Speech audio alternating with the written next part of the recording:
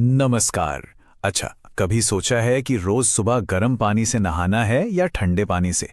ये छोटा सा फैसला हमारे पूरे दिन पर कितना बड़ा असर डाल सकता है। ये सिर्फ एक आदत नहीं है, बल्कि हमारे स्वास्थ्य और तंदुरुस्ती से जुड़ा एक बहुत अहम चुनाव है। तो आइए आज इसी दिलचस्प बहस की गहराई में उतरते हैं। तो आज हम क्या-क्या देखने वाले हैं? हम समझेंगे कि शावर का ये चुनाव हमारे शरीर और मन पर कैसे असर डालता है।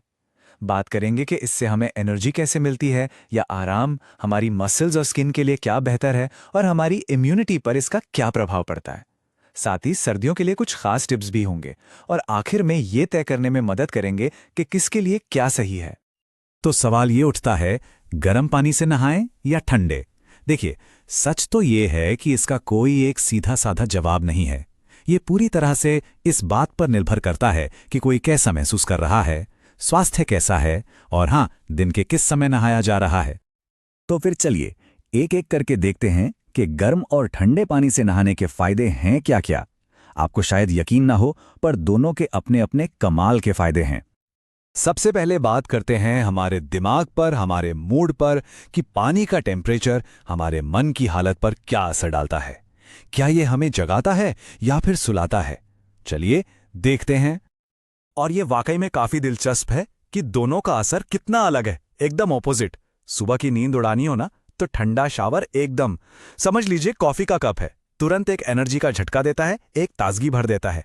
और वहीं दिन भर की थकान के बाद गर्म शावर, वो एक आरामदायक कंबल जैसा है जो मन को एकदम शांत कर देता है।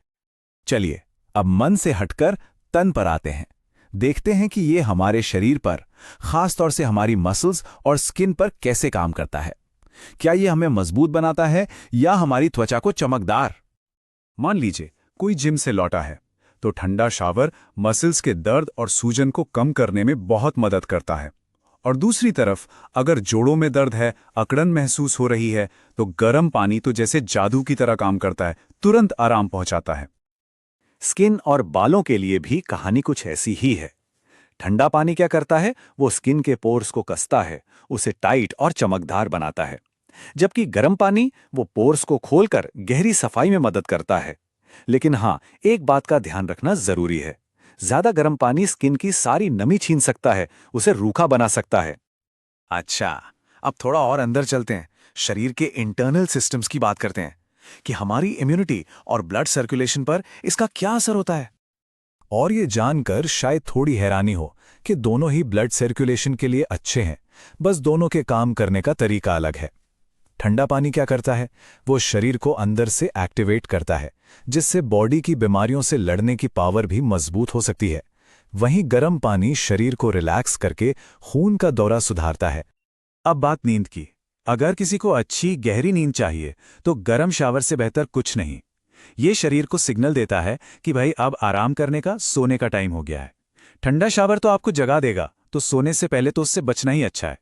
तो चलिए फटाफट एक बार फिर से देख लेते हैं। सुबह की एनर्जी के लिए ठंडा शॉवर, रात को रिलैक्स करने के लिए गर्म शॉवर, मसल्स की रिकवरी के लिए ठंडा और अकड़न दूर करने के लिए गर्म, स्किन में नमी चाहिए तो ठंडा और डीप क्लीनिंग के लिए गर्म। देखा कितना सिंपल है। अच्छा, ये तो हो गई आम दिनों की बात, पर सर्दियों का क्या? जब बाहर कड़ाके की ठंड हो तो क्या करना चाहिए? क्या तब भी यही नियम लागू होते हैं?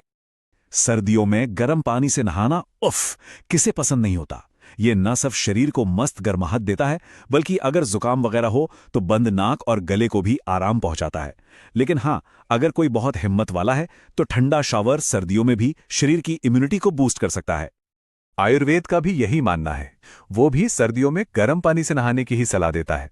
उनका कहना है कि ठंडा पानी शरीर में वात को बढ़ा सकता है, जिससे दर्द और अकड़न जैसी समस्याएं हो सकती हैं।